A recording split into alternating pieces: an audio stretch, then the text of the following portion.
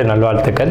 அதாவது நம்ம தமிழர்கள் தமிழ் புத்தாண்டை தான் நம்ம வந்து விசேஷமாக கொண்டாடணும் அப்படின்ற ஒரு அமைப்பில் வந்துட்டு இந்த தமிழ் புத்தாண்டு அப்படிங்கிறது வரக்கூடிய ஏப்ரல் 14ஆம் தேதி தொடங்க இருக்குது. நம்மளுடைய தமிழர்களுடைய ஒரு பண்பாட்டில், நம்மளுடைய கணித முறைகளில், நம்மளுடைய சாஸ்திர முறைகளில் முன்னோர்கள் வகுத்து கொடுத்தது எது அப்படின்னு கேட்டிங்கன்னா சித்திரை 1 தான் நமக்கு தமிழ் புத்தாண்டு. பிறக்க போகிற தமிழ் புத்தாண்டு இந்த சித்திரை 1 அப்படிங்கிறது விஸ்வாசு வருடம். அதாவது 60 வருடங்கள் தமிழருக்கு பிரபவ விவ சுக்ல பிரமோத்துத பிரமோத்பத்தி ஆங்கிரச ஸ்ரீமுக பவ யுவ தாது ஈஸ்வர வெகுதானியா அப்படின்ட்டு 60 வருடங்கள் தமிழ் வருடங்கள் கொடுக்கப்பட்டிருக்கு. அதில் 39வது வருடமானது விஸ்வாசு வருடம். இந்த வருடத்தை நோக்கி தான் நம்ம அடியெடுத்து வைக்கிறோம். நம்ம தமிழர்களுடைய கலாச்சாரப்படி பல்வேறு மதங்களும் பல்வேறு இனங்களும் பல்வேறு கலாச்சாரங்களும் இருந்தாலும் இந்த உலகத்தினுடைய ஆதி கர்த்தா, ஜோதிட சாஸ்திரத்தினுடைய ஆதி கர்த்தா அப்படிங்கிறவங்க தமிழர்கள் தான். அப்படிங்கிறதுல எல்லளவு கூட மாற்றம் இல்லை. அப்படிங்கிறத நீங்கள் நல்லா புரிஞ்சுக்கணும். இந்த உலகத்துக்கு சாஸ்திரத்தையும் நாள்காட்டியும் வான சாஸ்திரத்தையும் தொகுத்து கொடுத்தவங்க யான்னு கேட்டால் நம்ம தமிழர்கள். நம்ம தமிழ் புத்தாண்டை நம்ம மற்றவங்களுக்கு கொடுத்துட்டு மற்றவங்களுடைய கேலண்டர் எடுத்து நம்ம பயன்படுத்திக்கிட்டு இருக்கோம். இது மிகப்பெரிய ஒரு தவறு. இந்த இடத்துல நம்மளுடைய தமிழ் புத்தாண்டை நம்ம பின்பற்றணும்னு சொல்லி ஒரு வேண்டுகோளை நம்ம வச்சுட்டு இந்த தமிழ் புத்தாண்டு எப்படி இருக்குது அப்படிங்கிற அமைப்பையும், தமிழ் புத்தாண்டு என்ன, தமிழ் புத்தாண்டுடைய சிறப்புகளையும் நம்ம வந்து பேசுவோம். நாள் என் செய்யும் வினைதான் என் செய்யும் என்னை நாடி வந்த கோள் என் செய்யும் கொடுங்கூற்று என் செய்யும் கூரேசர் இருந்தாலும் சிலம்பும் சதங்கையும் தண்டையும் சண்முன் தோளும் கடம்பும் என் கண்முன் வந்து தோன்றினேன். அதாவது நம்மளுடைய தமிழ் கடவுள் அப்படிங்கிறவர் முருகன் தாங்க. அகத்தியருக்கு தமிழை கற்றுக் கொடுத்தவர் யாருன்னு கேட்டிங்கன்னா முருகன் தாங்க. முருகன் தான் தமிழ் கடவுள். அதாவது அவருடைய பிறப்பு வேணா நம்ம வந்து சிவன் பார்வதி அப்படி இப்படின்னு நம்ம சொல்லலாம். ஆனால் தமிழுக்கென்ற ஒரு கடவுள், தமிழினுடைய ஆதி கர்த்தா அப்படிங்கிறவங்க யாருன்னு கேட்டிங்கன்னா முருகன் தான். ஸோ அதனால் நம்ம முருகனை வணங்கி நம்ம இந்த பதிவை தொடர்வோம். சித்திரை 1 அப்படிங்கிறது ஏப்ரல் 14ஆம் தேதி ஆங்கில கணக்குப்படி.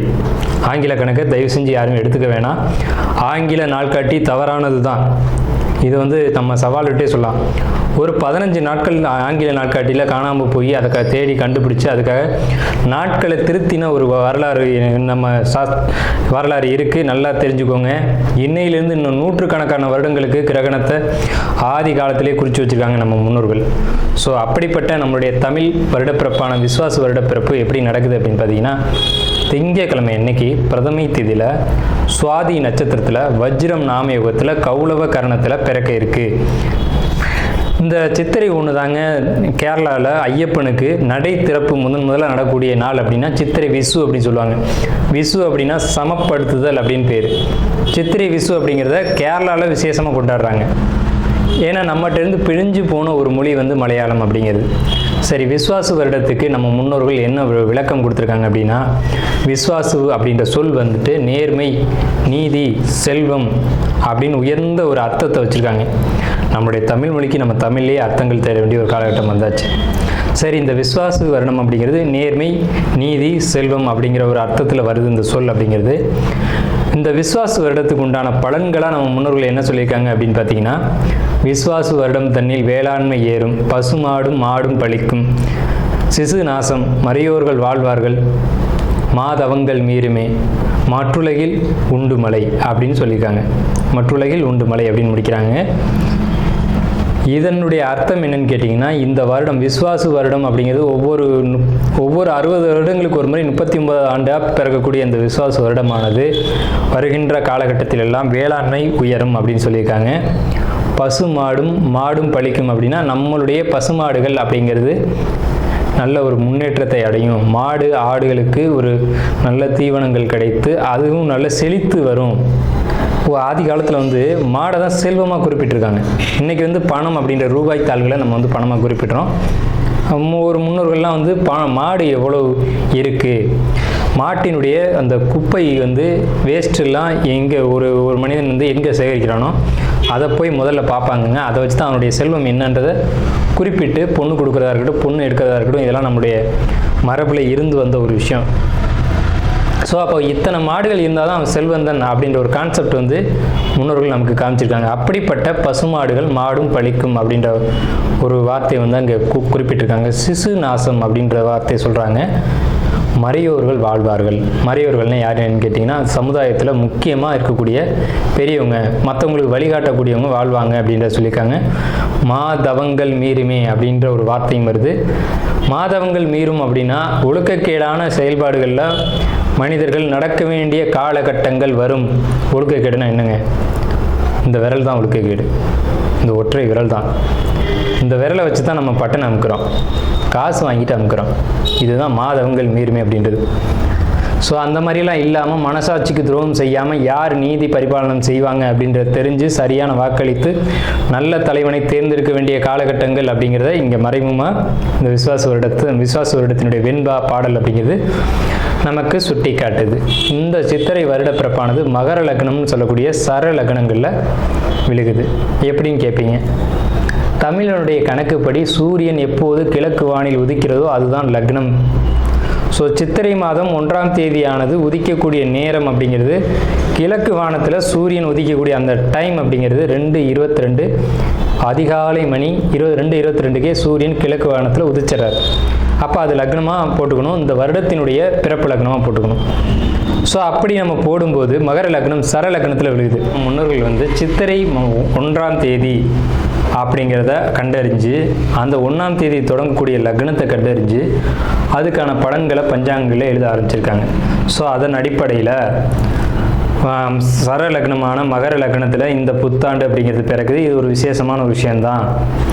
ஏன் அப்படின்னு கேட்டிங்கன்னா, அந்த மகர லக்னத்துக்கு அதிபதியான சனி பகவான் ஒரு பலமான ஒரு நிலையில் வருடப்பிறப்பின் போது இருப்பாங்க அப்படிங்கிற ஒரு விசேஷமான ஒரு அமைப்பில் இந்த வருடப்பிறப்பு அப்படிங்கிறது விஸ்வாச வருடம் பிறக்கின்றது. ஸோ இந்த விஸ்வாச வருடம் பிறக்கும் போதே நமக்கு ஒரு நல்ல செய்தி கிடைச்சாச்சு, இந்த வருடம் நன்றாக இருக்க போகுது அப்படிங்கிற ஒரு விஷயம்.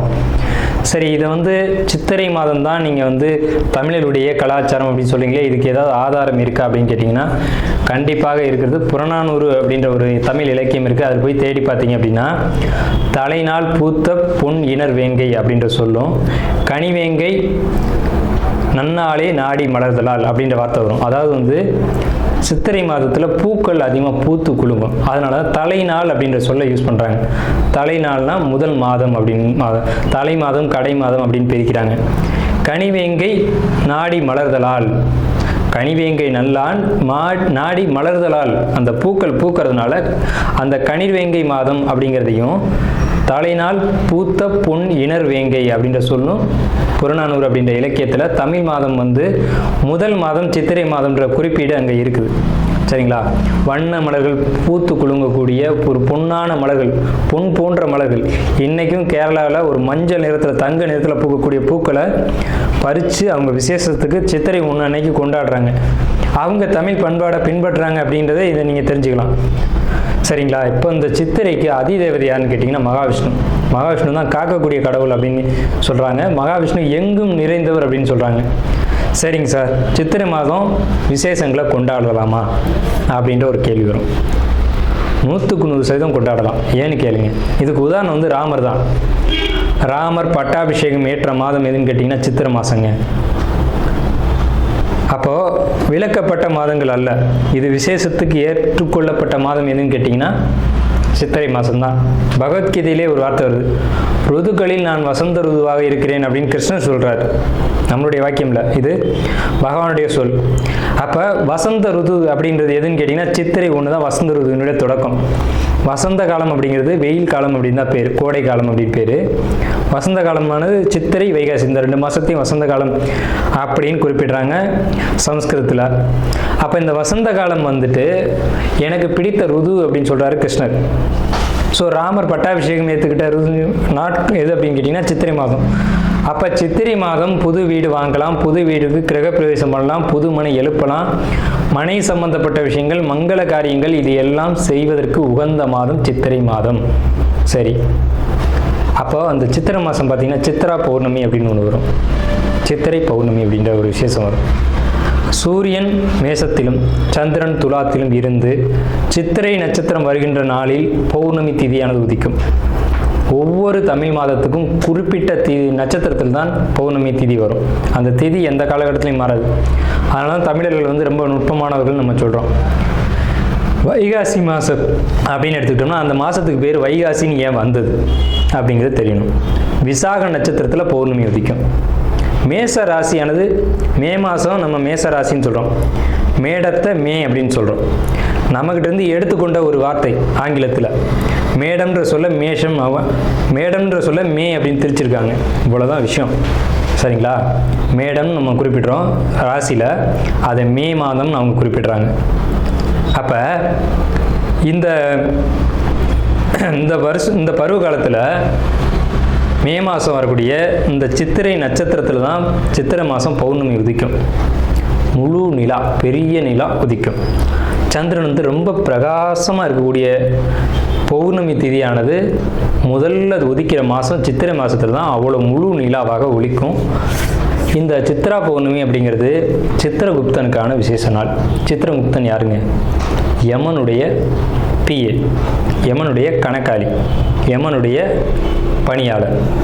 இவரை வந்து இந்த மாதத்தில் விசேஷமாக கொண்டாடுறாங்க. நம்மளுடைய முன்னோர்கள் இறந்தவங்க இருக்காங்க அப்படின்னா அவங்க நல்ல ஆத்மாவா கெட்ட ஆத்மாவான்னு கணக்கு எழுதக்கூடியவர் சித்திரகுப்தன் தான். அந்த கணக்கு அவர் எழுதுறதுனால தான் சித்ரா பௌர்ணமி அன்னைக்கு நம்ம முன்னோர்களை கொண்டாடி விசேஷமாக வழிபாடு செய்கிறோம். தை 1 தமிழ் புத்தாண்டுன்னு கொண்டு வந்தாங்க. அதை முழுமையாக ஒரு வருடம் கூட அவங்களால கடைபிடிக்க முடியல. இன்னொரு வரைக்கும் அதுக்கான சரியான கணக்கீடுகளை அவங்களால கொடுக்க முடியலை. வார்த்தைக்கு தை 1 தான், இது வந்து நாங்கள் ஆதாரத்தை கண்டுபிடிச்சிட்டோம், எங்கள்கிட்ட இது இருக்குது அது இருக்குது அப்படின்லாம் சொன்னாங்க. ஆனால் ஒரு தெளிவான ஒரு விஷயத்தை அவங்களால கொடுக்க முடியல. அதுக்கான ஒரு காலண்டரையோ நாட்காட்டியோ அவங்களால கொடுக்க முடியல.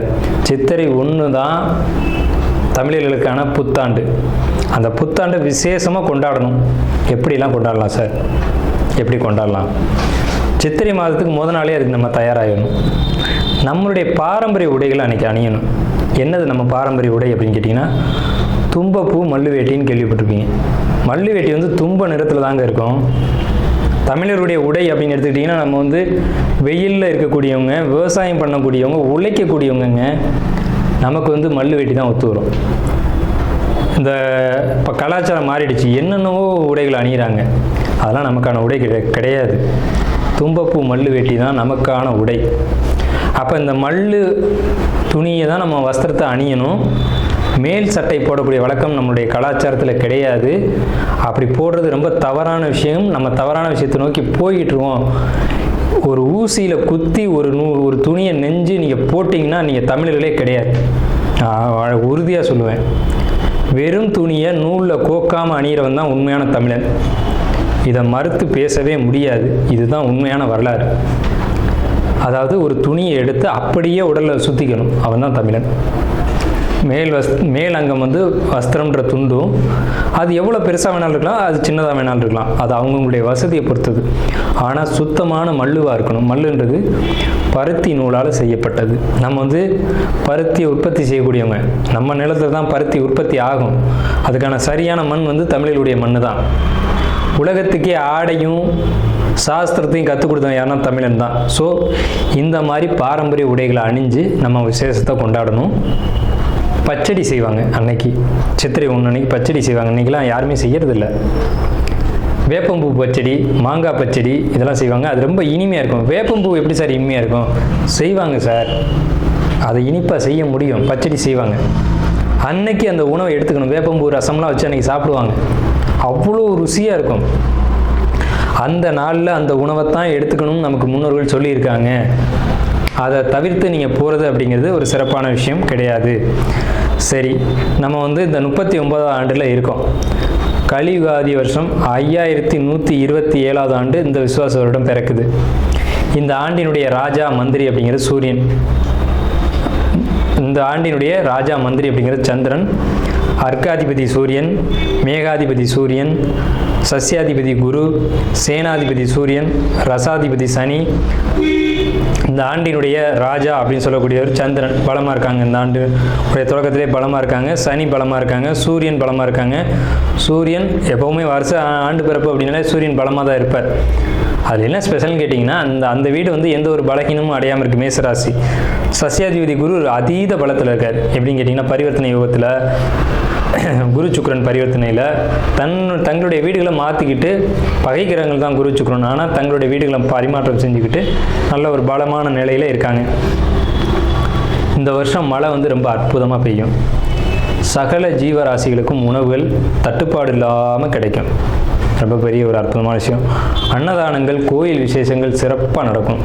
ஆனால் அந்த புனித யாத்திரைக்கு போகக்கூடியவங்களுக்கு இந்த விஸ்வாச வருடம் அவ்வளோ சிறப்பாக இல்லை. அங்கே சில நெருக்கடிகள், தொந்தரவுகள் இருக்கலாம் அப்படின்ற ஒரு சின்ன மைனஸ் மட்டும்தான் இருக்குது. அதே நேரத்தில் உணவு உற்பத்திகள் அப்படிங்கிறது அதிகரிக்கும். மழை நல்லா பொழியும். அணு ஆயுத உற்பத்திகள் அதிகமாக இருக்கும். ஆயுதங்கள், இரும்பு, எஃகு போன்ற விஷயங்களுடைய உற்பத்தி அதிகரிக்கும். மருத்துவத்தில் இந்திய தேசம் முதலிடத்தை வகிக்கும். வட மாநிலங்களில் வெள்ள பாதிப்புகள் ஏற்படும். மின்சார தடைகள் அடிக்கடி ஏற்படும். பேட்டரி வாகனங்கள் அதிகரிக்கும். பெரும்பாலும் இந்த பெட்ரோலியம் சம்மந்தப்பட்ட வாகனங்கள் அப்படிங்கிறது குறையும். தங்கம், வெள்ளி உளைச்சல் அப்படிங்கிறது உச்சத்தை அடையும். விலை உச்சத்தை அடையும். தங்கம், வெள்ளியை பொறுத்த வரைக்கும், ஆபரணங்களை பொறுத்த வரைக்கும் விலை உச்சத்தை அடையும். ஆனால் விலையும் அதிகம் அடையும் போதெல்லாம் அந்த விற்பனையும் அதிகமாகும். நல்ல லாபங்கள் கிடைக்கும். அதிகமாக தங்க நகைகளை வாங்கி அணியக்கூடியதும் சேமிக்கக்கூடியதும் இந்த ஆண்டு மக்கள் செய்வாங்க. சுரங்கம், பெட்ரோலியம், கிணறு இதை பொறுத்த வரைக்கும் விபத்துக்கள் ஏற்படுத்தி கொண்டே இருக்கும். பெண்களுக்கு அவமரியாதைகளும் பாலியல் தொந்தரவும் நடைபெறும். இது ஒரு மைனஸ் தாங்க. பூச்சி, கருவண்டு இந்த மாதிரியான விஷயங்கள் அதிகரிக்கும். வெங்காயம், தக்காளி, பூண்டு, மாங்காய், புளி இதனுடைய உற்பத்தியும் அதிகமாக இருக்கும். விலையும் அதிகமாக இருக்கும். மனிதர்களுக்கு இந்த நடைப்பயணம் போகக்கூடியவங்களுக்கு மட்டும் கொஞ்சம் தொந்தரவுகள் இருக்குங்க. இது இந்த ஆண்டினுடைய பலனாக இருக்குது. இந்த ஆண்டு எப்படி கொண்டாடணும் அப்படின்றத பற்றி நம்ம பேசணும், சரிங்களா? அப்போ அந்த நாளில் புத்தாடைகள் அணிஞ்சு விசேஷமாக நம்ம அதுக்கு முத நாளே தயாராகிடணும். சித்திரை கனி காணுதல் அப்படின்னு சொல்லுவாங்க. சித்திரை கனி காணுதல் தமிழருடைய ஒரு மரபான பண்பாடு. இந்த சித்திரை மாதத்துக்கு முத நாளே அதுக்கான ஏற்பாடுகள்லாம் செஞ்சு வச்சுட்டு நீங்கள் அடுத்த நாள் புத்தாண்டு பிறக்கும்போது அந்த சித்திரை கனி காணுதலோடு நீங்கள் தொடங்குனீங்க அப்படின்னா இந்த புத்தாண்டு ரொம்ப பெரிய விசேஷத்தை உங்களுக்கு கொடுக்கும். நீங்கள் 12 ராசிகளில் எந்த ராசியில் பிறந்திருந்தாலும் உங்களுக்கு ஏற்றம் தான் அப்படிங்கிறதுல மாற்றுக்கிறதுக்கு இடமில்லை. 12 ராசிகளுக்கும் யோகத்தை கொடுக்கக்கூடிய ஒரு ஆண்டு தான் இந்த சித்திரை புத்தாண்டு பிறப்பு, விஸ்வாச வருட பிறப்பு. விஸ்வாசு அப்படின்னாலே விஸ்வாசம் அப்படின்ற சொல்ல ஒரு தெரிந்த சொல்ல தான் நம்ம பார்க்குறோம். நேர்மையாகவும் மக்கள் செயல்படுவாங்க, நீதியோடு நடந்துக்குவாங்க. நீதி என்னன்றது தெரியும். தலைமையில் இருக்கக்கூடியவங்களுக்கு கொஞ்சம் தொந்தரவுகள் வரும். தலைமை அப்படின்னா உங்களுக்கு தெரியும், அரசாங்கத்தில் அரசியலில் இருக்கக்கூடியவங்களுக்கு தொந்தரவுகள் வருது அப்படிங்கிறதெல்லாம் மாற்றுக்கிறதுக்கு இடமில்லை. இதை பலர் சொல்லலாம், பலர் மறுக்கலாம். நடக்கும்போது சில விஷயங்கள் நீங்கள் தெரிஞ்சுக்கிங்க. புத்தாண்டினுடைய பிறப்பானது சிம்ம மாந்தியில் தொடங்குகிறது. அப்போ தலைமையில் இருக்கக்கூடியவங்க யாருன்னு நம்ம குறிப்பிட்டு சொல்ல முடியாது. எல்லாருமே தலைமை தான். அந்த பார்லிமெண்ட்டு, அதே மாதிரி நாடாளுமன்றம், இந்த மாதிரி இடங்களுக்கு போகக்கூடியவங்க எல்லாருமே தலைமை தான். இவங்களுக்கு மட்டும் கொஞ்சம் எச்சரிக்கையாக இருக்கணும் அப்படின்ற காலகட்டம். உடலையும் மனதையும் தைரியமாக பார்த்து கொள்ள வேண்டும் அப்படின்ற காலகட்டம் இந்த விஸ்வாச வருடம். அதே சமயத்தில் நீதி, நேர்மை யாரெல்லாம் கடைபிடிக்கிறீங்களோ உங்களுக்கு இந்த விஸ்வாச வருடம் உங்களை விசுவாசமாக காப்பாற்றும் அப்படிங்கிறதுலையும் மாற்றுக்கிறதுக்கு இடம் இல்லைங்க.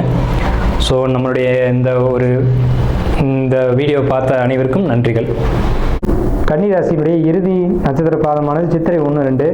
இந்த சித்திரை நட்சத்திரத்தை பொறுத்த வரைக்கும் தந்தை வழியில், தந்தை உடல் ரீதியாக, தந்தை வழி சொத்துக்கள் ரீதியாக கவனம் கவனம் கவனம் கண்டிப்பாக கவனம் எடுத்துக்கோங்க. தூக்கமின்மை பிரச்சனை உங்களுக்கு ஏற்படலாம். தேவையில்லாத அலைச்சல்கள் ஏற்படலாம். இதை பொறுத்த வரைக்கும் தீர்வு அப்படின்னு என்ன கேட்டிங்க அப்படின்னா நான் சொல்லுவேன், சிவாலயங்களில் போய் வழிபாடு செஞ்சுட்டு வாங்க, இந்த பிரச்சனைகள் சரியாகும். கோர்ட்டு, கேஸு, வம்பு வழக்கு பொறுத்த வரைக்கும் உங்களுக்கு சாதகமான தீர்ப்புகள் கிடைக்கும்.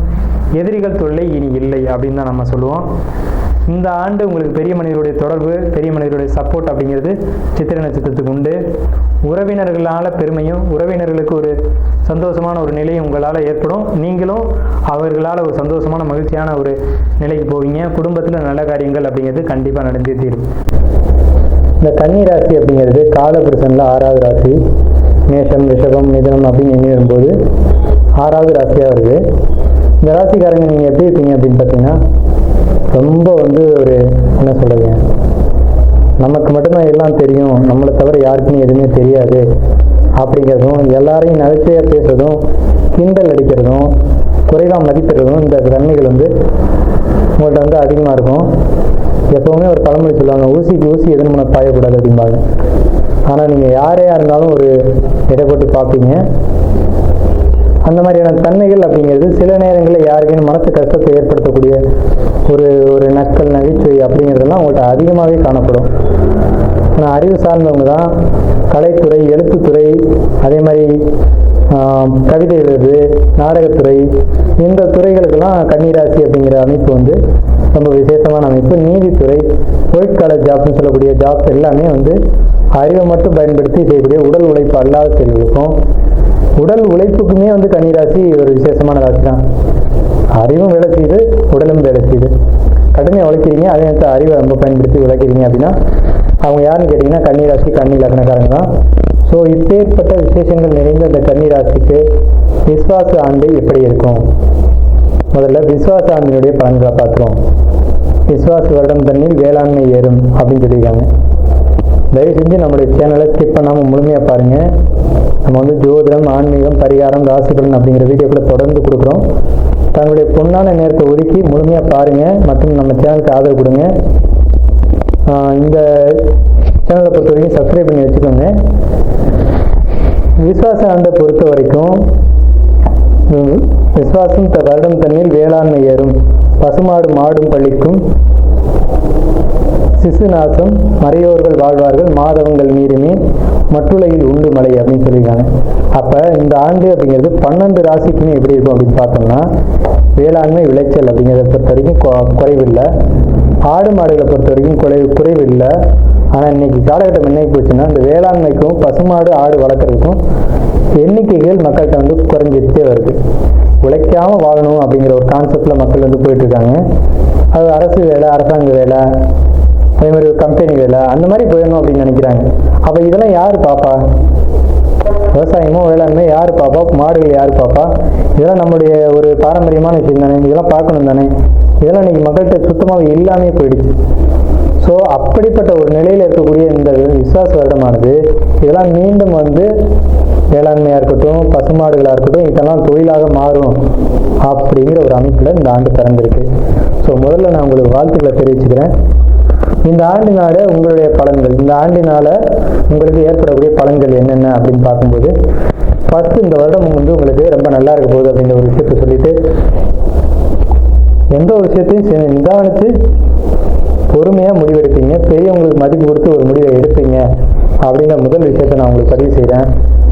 குழப்பங்கள் கொஞ்சம் இருக்கும்.